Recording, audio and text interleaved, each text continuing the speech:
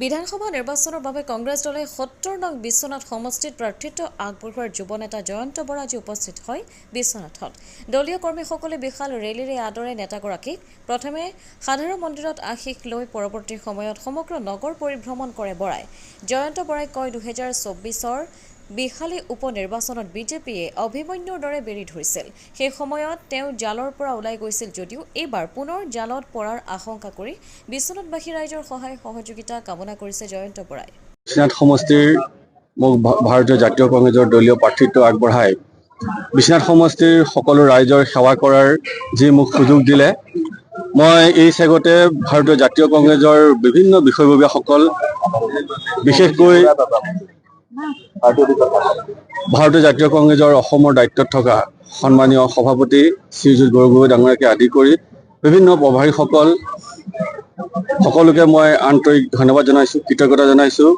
বিশ্বনাথৰ ভাৰতীয় জাতীয় কংগ্ৰেছৰ বিভিন্ন বিষয়ববীয়াসকল, জিলা সভাপতিকে আদি কৰি 3টা ব্লকৰ ব্লক সভাপতি, সকলো মণ্ডল সভাপতি, বুথ সভাপতি, মহিলা মৰ্চা, যুৱ মৰ্চা, সেৱা দল, ইয়থ কংগ্ৰেছ, মই সকলোকে আন্তৰিক ধন্যবাদ জনাইছোঁ। তেওঁলোকৰ এটা মোৰ ওপৰত সুভাৱ থকাৰ কাৰণে হয়তো চাগে আজি মই এই দলীয় প্ৰাৰ্থিত্ব মই পাইছোঁ। গতিকে মই এই চেগতে তেওঁলোক সকলোকে ধন্যবাদ জনাইছোঁ, কৃতজ্ঞতা জনাইছোঁ আৰু বিশ্বনাথবাসী ৰাইজক মোক এটা সেৱা কৰাৰ সুযোগ দিবলৈ মই বিনম্ৰ অনুৰোধ জনাইছোঁ। মোৰতো জানেই আপোনালোকে, মোৰ মা দেউতা নাই। বিশ্বনাথবাসী ৰাইজে মোৰ সকলোৱে, মোৰ মা দেউতা, বাই ভনী, গতিকে সকলো ৰাইজক এটা অনুৰোধ জনাওঁ যে মোক যাতে এটা সেৱা কৰিবলৈ সুযোগ দিয়ে।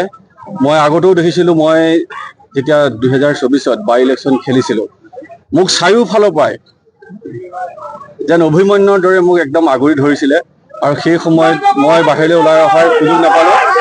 মই এইবাৰ বিশ্বনাথবাসী ৰাইজৰ ওচৰত আশীৰ্বাদ বিচাৰিছোঁ, যে মই সহায় বিচাৰিছোঁ যে মোক সেই অভিমন্যুৰ দৰে চাগে মোক আকৌ জালত পেলাবলৈ চেষ্টা কৰিব।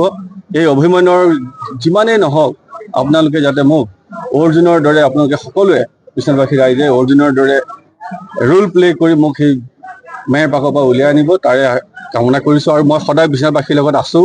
মই দুবাৰ আগতে মই ইলেকশ্যন হাৰিছোঁ, তথাপিতো মই বিশ্বনাথবাসীৰ লগতে আছোঁ। এইবাৰো খেলিছোঁ, মই জিকিলেও ইয়াতে থাকিম, মই হাৰিলেও থাকিম। গতিকে মোক আশীৰ্বাদ কৰিব বুলি মই আশাবাদী। মানে মণিনয়নটোত এইবাৰ খুব কম লোক 23 তাৰিখে আমাৰ লগতো তলত দিয়া নাছিল। গতিকে ইয়ালৈ আৰু চাগে তেনেকৈ নাহে।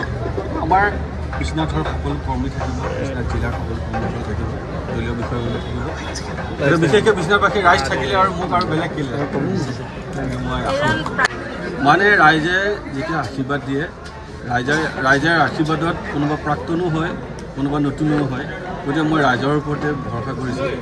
ৰাইজে কাৰোবাক হয়তো আকৌ প্ৰাক্তন কৰিব আৰু মোক যদি আঁকোৱালি ল'ব বুলি মই আশাবাদী, বাকী বেলেগৰ কথাটো নাই।